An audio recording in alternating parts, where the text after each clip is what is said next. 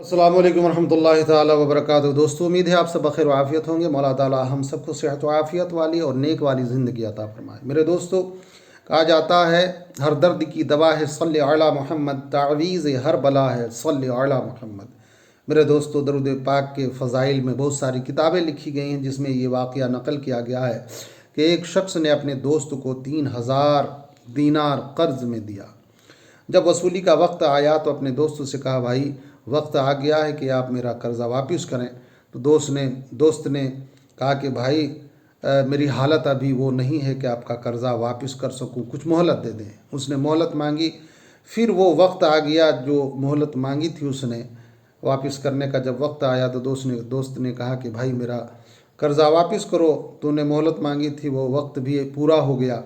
تو میرے دوستو معذرت کرتے ہوئے کھڑا ہو گیا کہ بھائی اب بھی میری وہ حالت نہیں ہے کہ آپ کا قرضہ واپس کروں، مجھے اور مہلت دے دے۔ پھر مہلت دی گئی۔ میرے دوستو، تیسری مرتبہ جب وہ آیا کہ بھائی میرا قرضہ واپس کرو، تو اس نے پھر وہی بات کہی کہ بھائی میری حالت وہ نہیں ہے، کاروبار میں بڑا نقصان ہوا ہے، اس حالت میں نہیں ہوں کہ آپ کا قرضہ واپس کروں۔ میرے دوستو، وہ ناراض ہو کر عدالت میں کیس کر دیا۔ جب عدالت میں پیشی ہوئی اور جج نے پوچھا کہ بھائی تم ان کا قرضہ واپس کیوں نہیں کرتے، تو کہا کہ حضور میری حالت وہ نہیں ہے، میں قرضہ میں ڈوب گیا ہوں اور میری رقم، میری آمدنی کوئی نہیں ہے، میرا کاروبار سارا ڈوب چکا ہے، اس لیے میں ان کا قرضہ واپس نہیں کر پا رہا ہوں۔ جج نے دھمکی بھری لہجے میں کہا کہ اگر تم 30 دن کے اندر ان کا قرضہ واپس نہیں کرتے ہو تو تمہیں اندر کر دیا جائے گا، جیل میں ڈال دیا جائے گا۔ میرے دوستو، وہ بندہ بڑا پریشان ہوا، گھر واپس آ کر فکر مند ہو کر پیچ و تاب میں ڈوبا ہوا تھا کہ اسے خیال آیا، اس نے پڑھ رکھی تھی فضائل درود پاک کی کتاب میں سے کہ جو بندہ پریشان ہو، غمزدہ ہو، کسی دکھ مصیبت میں ہو تو وہ درود پڑھے، رب تعالیٰ درود کے صلے میں، صدقے میں اس کی پریشانی اور دکھوں کو دور کر دے گا۔ میرے دوستو، اور کوئی راستہ نظر نہیں آیا، اس نے درود پڑھنا شروع کیا، دن رات درود پڑھتے ہوئے 27 دن گزر گئے۔ میرے دوستو، 27 دن جب گزر گئے تو بڑا فکر مند ہوا کہ اور 3 دن باقی رہ گئے، اگر میں نے قرضہ وصولی نہ کیا، قرضہ نہ دیا تو مجھے جیل میں ڈال دیا جائے گا۔ میرے دوستو، جب 28ویں رات، 27 دن گزار کے 28ویں رات جب درود پڑھتا ہوا سو گیا تو اسے خواب میں ایک غیبی آواز سنائی دیا کہ خدا کے بندے گھبراؤ نہیں، تیرا قرضہ وصول کر دیا جائے گا۔ میرے دوستو، جب صبح ہوا تو بڑا خوش تھا، مگر غمزدہ بھی ایک طرف تھا کہ صرف آواز سے تو قرضہ وصول نہیں ہوتا، لہٰذا وہ 28ویں رات آ گئی۔ 29ویں رات آ گئی۔ 29ویں رات میں جب وہ درود پڑھتا ہوا سو گیا تو خواب میں سرکار دو عالم صلی اللہ علیہ وسلم تشریف لائے، قسمت جاگ اٹھی۔ میرے آقا نے کہا، میرے غلام گھبراؤ نہیں، علی بن عیسیٰ کے پاس جانا اور کہنا کہ نبی پاک نے حکم کیا ہے کہ میرا 3000 جو قرضہ ہے وہ آپ ادا کر دیں۔ میرے دوستو، جب صبح کو اٹھا تو بڑا حشاش و بشاش تھا، بڑا خوش تھا کہ میرا قرضہ تو اب وصول ہو جائے گا۔ لیکن میرے دوستو، پھر ایک طرف اسے فکر کھائے جا رہا تھا کہ علی بن عیسیٰ کو میں نے اگر یہ کہا کہ میں نے خواب میں دیکھا کہ میرے آقا تشریف لائے ہیں اور آپ کو حکم فرما رہے ہیں کہ علی بن عیسیٰ تیرا قرضہ ادا کر دے گا، تو وہ کہے گا کہ تو جھوٹ بول رہا ہے، کیا ثبوت ہے کہ تم نے ایسا خواب دیکھا ہے۔ میرے دوستو، 30ویں رات آ گئی، بڑا فکر مند ہو کر وہ درود پڑھتا ہوا سو گیا۔ 30ویں رات بھی میرے آقا تشریف لائے خواب میں اور کہا کہ میرے غلام تم ثبوت چاہتے ہو، لہٰذا ثبوت کے طور پر تم ان کے کان میں یہ کہنا کہ آپ روزانہ 5000 مرتبہ درود شریف اپنے نبی پر پڑھتے ہو، اللہ اور آپ کے سوا کوئی نہیں جانتا۔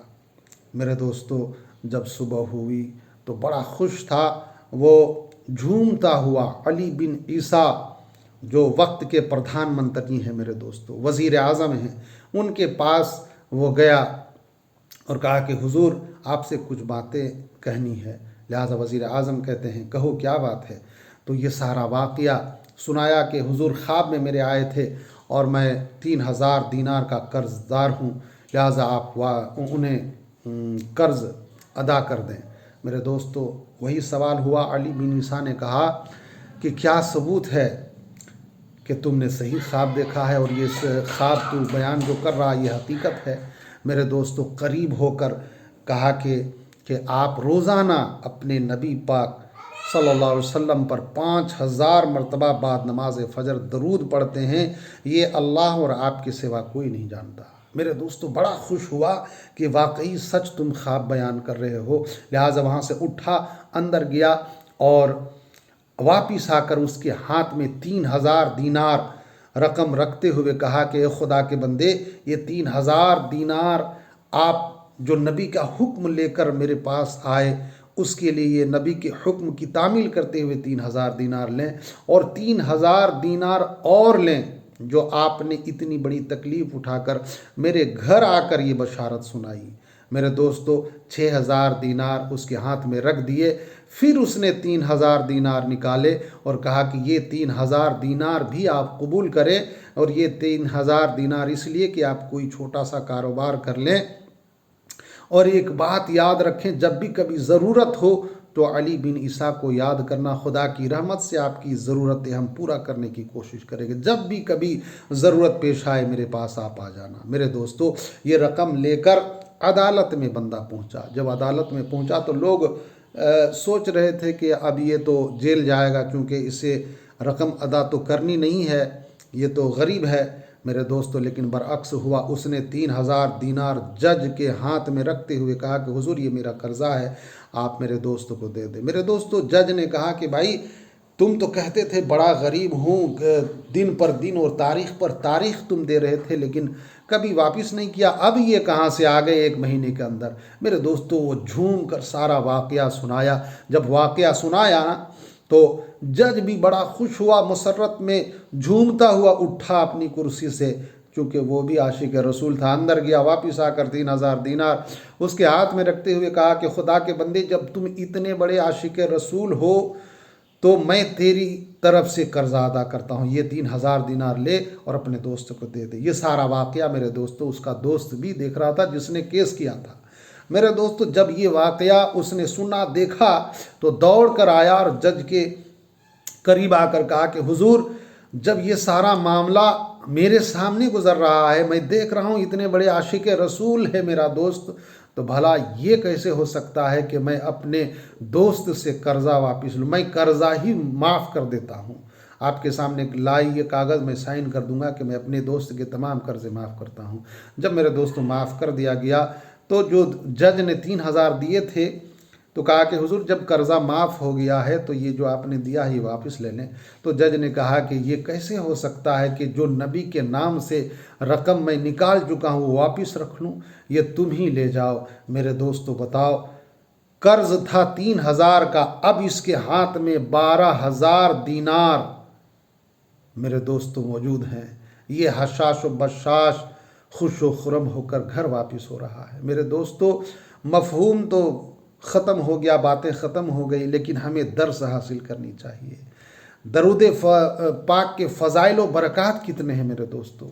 خدا را جب کوئی مصیبت آئے، پریشانی آئے تو ساری دنیا کو بھول کر، تمام چیزوں کو درگزر کر کے درود پاک پڑھنے کی کوشش کریں۔ فرائض و واجبات و سنن کے ساتھ کثرت سے مولا تعالی ہم سب کو درود پاک پڑھنے کی توفیق عطا فرمائے۔